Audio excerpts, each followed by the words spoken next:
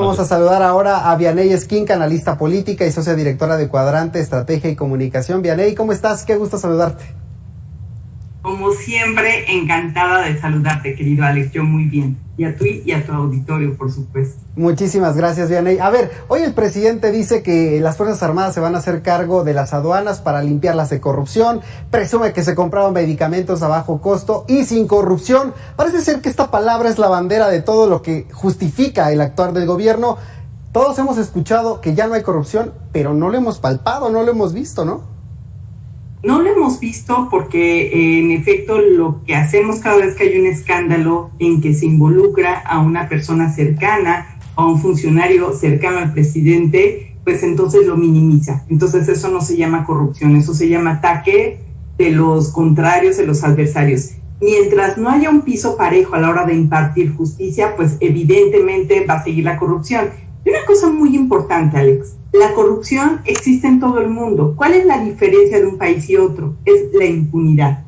Mientras no se castiga a las personas que cometen estos actos delictivos, pues evidentemente la corrupción no va a parar. En otros países, en países más avanzados, en países que sí tienen estrictos controles, no es que gente no tenga la tentación de robar o de hacer actos de esta índole, sino que saben que la justicia los va a perseguir y los va a meter a la cárcel. El presidente ha sido su bandera. Hemos visto también que no necesariamente la gente ha adoptado esta bandera como si fuera verdadera. Hemos visto que no hemos mejorado en la percepción de corrupción generalizada, ni siquiera en índices internacionales. Por consiguiente, pues ha sido demagogia o discurso político hasta este momento. Discurso nada más. Me llamaba la atención la columna que publicabas sobre este tema del expediente, ¿no? Que es el arma que de alguna forma usa este gobierno para poder asustar y para de alguna forma someter quizá a las demás fuerzas políticas opositoras en este país. Estamos hablando de 3 elementos importantes que usa administración: la Fiscalía, la Unidad de Inteligencia Financiera y el SAT. ¿Dependiendo el sapo la pedrada? Dependiendo tal cual el sapo la pedrada. El expediente, Alex, lo han utilizado todos los gobiernos y lo sabemos. Las auditorías que lanzaban contra los adversarios o que de repente sentías al SAT, la UIF no tenía tanta acción antes. ¿Cuál es la diferencia con este gobierno? Que no le da miedo esconder que está utilizando a la Fiscalía, a la UIF y al SAT a perseguir a sus adversarios. Y dependiendo, pues, si es un empresario, si es un gran corporativo, pues entonces es el SAT quien las auditorías. Si es un político que pues no le cae bien a los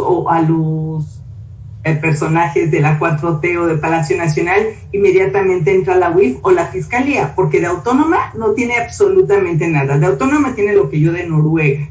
Entonces el fiscal también ha servido a Alejandro Gertz Manero para hacer esta justicia evidentemente a modo, y están utilizando los expedientes que todos los priistas, los secretarios de gobernación sabíamos que ocupaban, ahora lo tienen los 3. Y entonces si un político se está quejando inmediatamente, o un consejero electoral se está quejando, los amenazan con la UIF. Entonces, por supuesto que el expediente se ha convertido en el arma más importante de este gobierno para precisamente espantar a sus adversarios o negociar reformas. No hay que perder de vista que lo que viene, Alex, son reformas y que los priistas y muchos otros partidos también tienen cola que les pisen, y de esa manera puede ser que alcancen sus negociaciones. Oye, pero aquí hay que dejar claro para la gente que nos está viendo que esto es un tema nada más quizá de una justicia política, una justicia a medias, porque pues vemos que algunos están encarcelados, otros están gozando del privilegio de estar en sus casas, ¿no? Como un Emilio Lozoya que nadie sabe dónde está. Con un Emilio Lozoya que de repente vimos en algunas versiones periodísticas que los testigos estrellas simple y sencillamente no tenían las pruebas, que siempre no.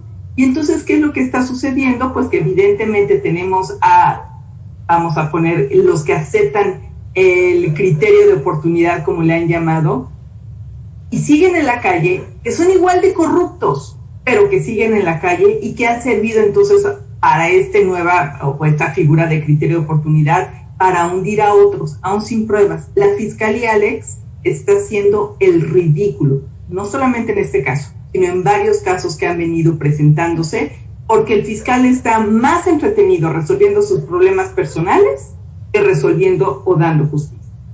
Oye, me llama la atención esto que dices, porque ayer incluso, si no me equivoco fue ayer o antier, el presidente decía que si no se lograba reducir el tema de la inseguridad en este país, entonces estaríamos hablando de que no tendría trascendencia su administración. Pero cuando uno ve los resultados de la Fiscalía, que debería de haber sido una institución completamente autónoma, completamente ejemplo en esta administración, vemos que no se ha logrado. ¿Podemos esperar o qué tanto daño le puede hacer esto a las instituciones en este país, a la credibilidad incluso también de la sociedad para acercarse a estas instituciones?